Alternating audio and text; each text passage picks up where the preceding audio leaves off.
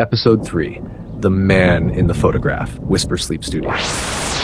Rain still whispered against the car windows as Leon drove through the sleeping city, the single mother clutching her son beside him. The headlights carved through mist and memory, and for the first time in years, Leon felt something like unease.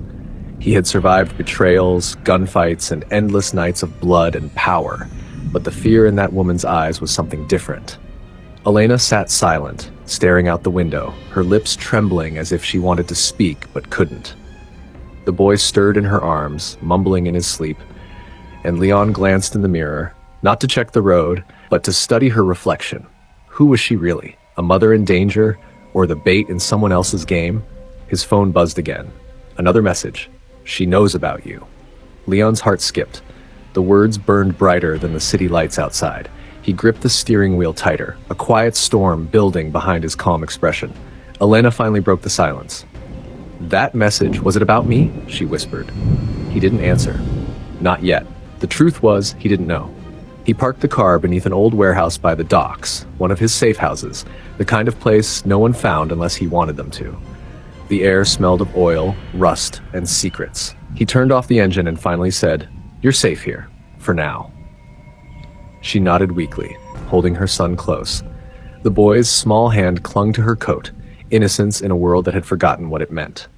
Leon poured himself a drink, his mind running through names, rival gangs, unfinished business. Who could have known he'd answered that call? Who would risk using a woman and child to get to him? As he studied her, he saw the photograph again, the one she kept on the table at home. The man's face scratched out with rage. He spoke softly. "The picture on your table, who was he?" Elena hesitated, then turned away. "My husband," she said, her voice barely audible. "He left 2 years ago, but lately I've been seeing his car near the house." Leon froze. "And you think he sent that bullet through your window?" She looked up, eyes glistening. "I don't know anymore. He changed after something happened at his job." Leon leaned forward. "What job?" Her lips trembled. "He worked for someone called Marcelli."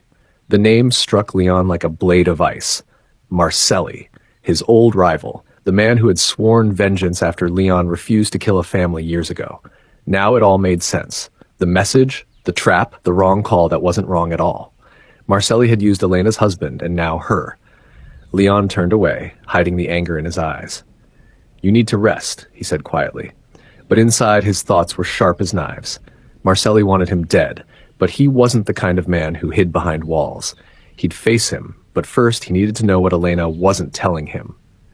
Hours later, thunder rolled across the harbor. The boy slept on a couch wrapped in Leon's old coat, while Elena stood by the window, watching lightning crawl across the sea. She whispered, "I didn't mean to drag you into this." Leon replied coldly, "You didn't drag me. I walked in." He poured another drink, his eyes locked on her reflection in the glass. "But there's something you're not saying. Why call me? Why not the police?" She turned, tears glimmering. "Because they don't help women like me. Because the last time I asked, they said my husband was dead." The silence was heavier than the storm outside. Leon's breath slowed. "Dead," he repeated. She nodded. "They found his car burnt near the river last year. No body, just his ring." Leon reached into his pocket and pulled out his phone again, showing her the message from earlier. "Then who sent this?" She covered her mouth, trembling. "Oh God, it's him. It has to be him." Leon moved closer, lowering his voice. "Listen to me, Elena. Whoever's doing this, they're not after you. They're after me." She shook her head, confused. "Why would they use me?" "Because you called the wrong number," he said darkly. "But someone wanted that call to happen." The room fell silent again, broken only by the hum of the rain. Then the boy stirred and mumbled, "Mom, Daddy's outside." Leon's heart dropped. He rushed to the window. A shadow stood by the gate, motionless in the storm. The outline of a man, tall, silent, soaked in rain. Lightning flashed, and Leon saw him clearly. A scar down his cheek, a gun in his hand, not a ghost, not a dream. A man returned from the dead. "Elena," Leon whispered, "take your son. Stay down." She froze, panic flooding her eyes. "Is it him?" she asked. Leon chambered around, eyes fixed on the silhouette outside. "We're about to find out."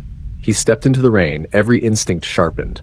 The wind howled like the past catching up, and as the man stepped forward, Leon finally saw his face, the same one from the photograph, No longer scratched out, but very, very real. That was episode 3, The Man in the Photograph. If this episode gave you chills, hit like, share your thoughts below, and tell us where you're listening from tonight, Alfin Bressfulquid. And don't forget, subscribe to Whisper Sleep Studio for episode 4, The Return of the Dead.